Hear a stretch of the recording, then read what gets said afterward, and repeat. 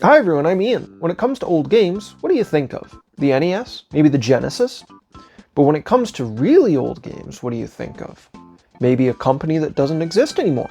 Atari. When you think about Atari today, you probably think of them as the company that releases compilations of their old games, but they used to be huge! Nolan Bushnell was a student at the University of Utah. Nearby, he had a part-time job at an arcade where he fixed the machines, learning how they work. And after he graduated, he got a job at Ampex, an electronics company, where he met Ted Dabney. After the two met, they found they had a shared interest in arcade machines. They then created the arcade machine Computer Space, considered to be the first game of Atari, but also the first ever commercially available arcade machine, released in 1971. And just a year later, they founded the engineering company Syzygy Engineering.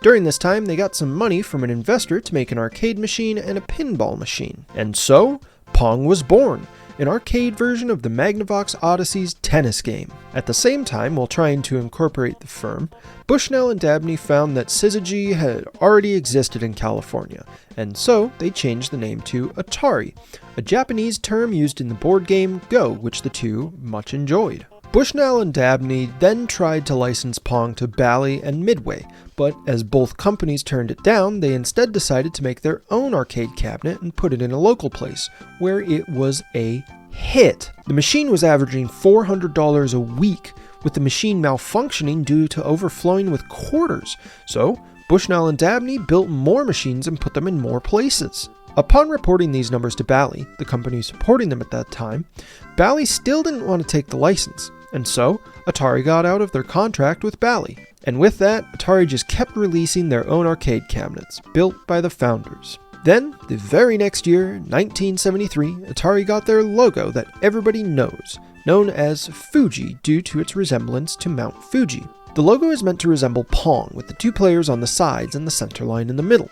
Which, I guess it could be that, but it really just looks more like an A, which is more what it's supposed to look like. Jumping ahead to 1977, after developing several games for the arcade and a Pong home console called the Sears Telegames, Atari released their first true home console, the Atari 2600 VCS or Video Computer System. And it was huge, and it's still well known to this day. Competing with the Intellivision and ColecoVision, it sold so much better, and it continued to sell amazingly all the way up until 1982. In preparation for the 1982 Christmas market, Atari had over 2 million cartridges of E.T. made, and the game sold great.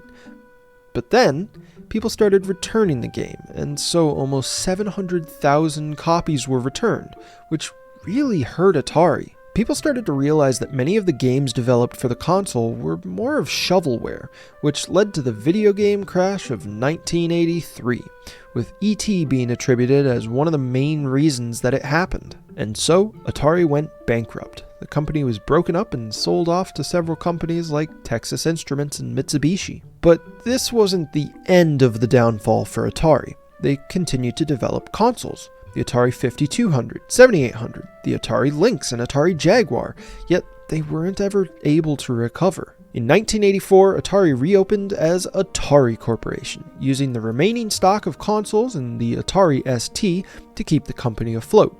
But this didn't do too well either, even though they still kept going until 1996. Atari couldn't sell the Lynx and Jaguar, and were starting to sink yet again, so they merged with JST, a hard drive manufacturer. Jumping back, in 1983, Atari Games, who were sold to Jack Tramiel, a former Commodore executive, kept making games for various consoles such as the Sega Master System and NES. Moving back to Atari Corporation, JST sold the Atari name to Hasbro. Then just 3 years later, Infogrames, the company that owns Hasbro Interactive, reinvented Atari, relaunching as Atari SA. And so they started developing their own games again, releasing Splashdown, En8r, and Transworld Surf. Then a few years later, Atari released the Atari Flashback, looking like an Atari 2600 and containing retro Atari games. And in 2008, Infogrames purchased the remaining parts of Atari Games, making them the sole owners of Atari. And so they started to grow again, releasing games such as Roller Coaster Tycoon and Quomp. But today, Atari really doesn't make any new games. Most of their current games are either remakes of their old games, such as En8r Recharged or Berserk Recharged, or releasing anniversary collections. But then in 2023, Atari finally released a brand new console. Well, not completely brand new.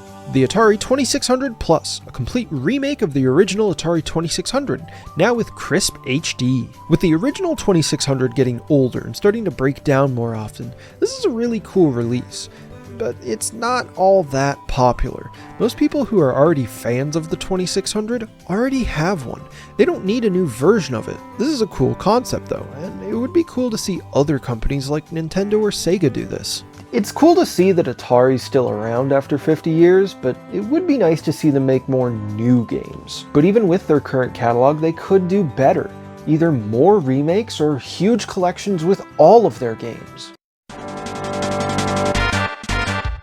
Thank you for watching. If you enjoyed the video, hit the like button. If you want to keep up with what I'm doing, hit subscribe. And if you have any recommendations for videos to make, leave it in the comments.